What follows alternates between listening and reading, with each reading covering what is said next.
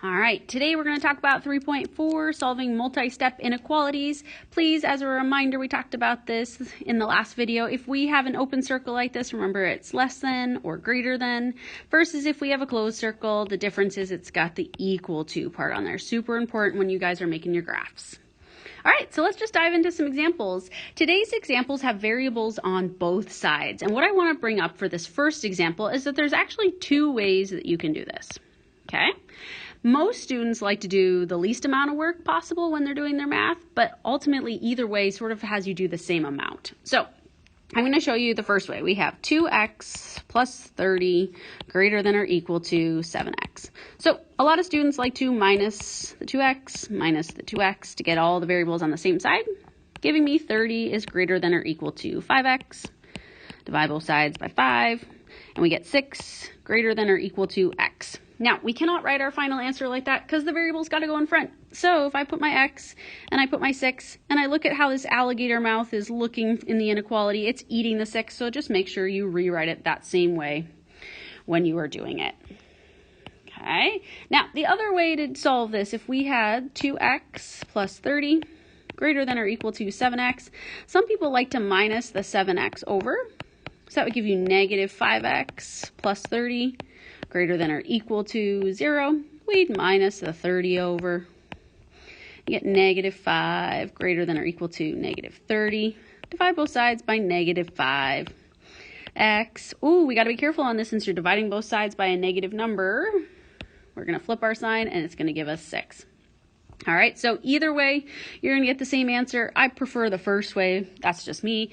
But again, as long as you're getting to the right answer, works for me. So 6 goes in the center, 7 and 8, 5 and 4. We have a closed circle on this guy, and we want less than, so to the left. All right, next one. All right, so solving this guy, I think I'm going to move the letters over to the left side. So minus 2b, minus 2b. That just gives me 1b, or just b. Minus 2, less than or equal to 1. Add 2 to both sides. Looks like I have b less than or equal to 3. All right, so we go to put this on our number line. We got 3, 4, 5, 2 below. Closed circle on this one because of the equal to and less than to the left. Oh, okay, we got a couple things to do on here. It looks like we're going to use the distributive property on both sides. So negative 3 times 3x gives me negative 9x. Negative 3 times 5 gives me negative 15, which is greater than or equal to. Distribute on the next side. Negative 5 times 2x is negative 10x. Negative 5 times negative 2 is positive 10. All right, from this point, I'm going to move the variables to the left side because then they'll be nice and positive, and on the right side to begin with. So there's my x. I got minus 15 greater than or equal to 10. I'm going to add the 15 over. Looks like I'm getting x is greater than or equal to 25. All right, number line, we got 25, 24, 26, 27, 24, and 23. All right, closed circle because it has the equal to part, and looks like equal to and then greater than, so shade to the right. All right, last example for today. We got a story problem. For what values of x is the area greater than the perimeter? Okay, so area greater than the perimeter. All right, so for a rectangle, I'm going to remind myself the area formula is just length times width.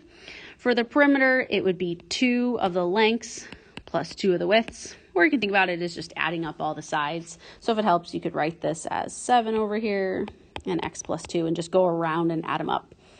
All right, so for our area, we'd have x plus 2 times 7. So really, we're just using the distributive property to have 7x plus 14.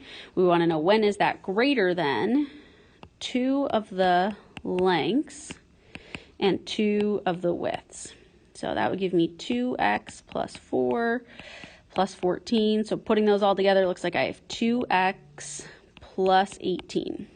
Okay, I'm going to minus the 2x, I get 5x plus 14 greater than 18. All right, so from here I'm going to minus 14, looks like I'm left with 5x is greater than 4. So divide both sides by 5, I'm getting x has to be greater than 4/5.